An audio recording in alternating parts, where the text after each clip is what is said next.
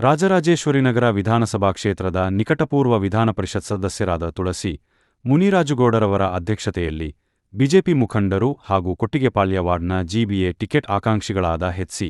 ಮಂಜುನಾಥ್ರವರ ಮುಂದಾಳತ್ವದಲ್ಲಿ ಇಂದು ಮಾಳಗಾಲ ರಸ್ತೆಯಲ್ಲಿ ಶ್ರೀರಾಮ ಉತ್ಸವವನ್ನು ಅದ್ದೂರಿಯಾಗಿ ಆಚರಿಸಲಾಯಿತು.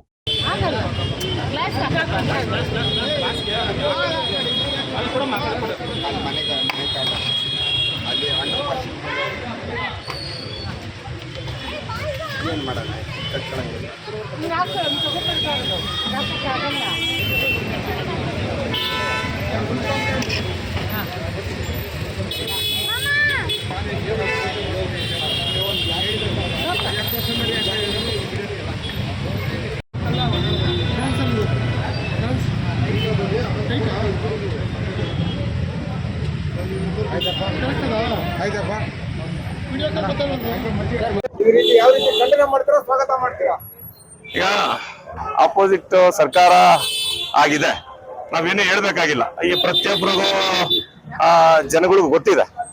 ಈಗ ನಾವು ಅವ್ರನ್ನ ಏನೇ ಕ್ವಶನ್ ಮಾಡಿದ್ರು ಇದನ್ನ ಚೇಂಜ್ ಮಾಡೋಂಥ ಕೆಲಸ ಅವ್ರು ಮಾಡಲ್ಲ. ಈಗ ಆಲ್ರೆಡಿ 5 ವಲಯಗಳನ್ನಾಗಿ ಮಾಡಿದ್ದಾರೆ. ಅದಕ್ಕೆ ತಕ್ಕಂತೆ ಇವಾಗ ನಾವು ವಾರ್ಡ್ಗಳನ್ನ ಕೂಡ ವಿಂಗಡಣೆ ಮಾಡಿ ಆಲ್ರೆಡಿ ರೆಡಿ ಮಾಡಿದ್ದಾರೆ. ಅದಕ್ಕನುಗುಣವಾಗಿ ನಾವು ಕೂಡ ಮುಂದುವರಿತೀವಿ ಅಷ್ಟೇ. ಮಂಜುನಾಥ್ ಎಚ್.ಸಿ. ಅಂತ.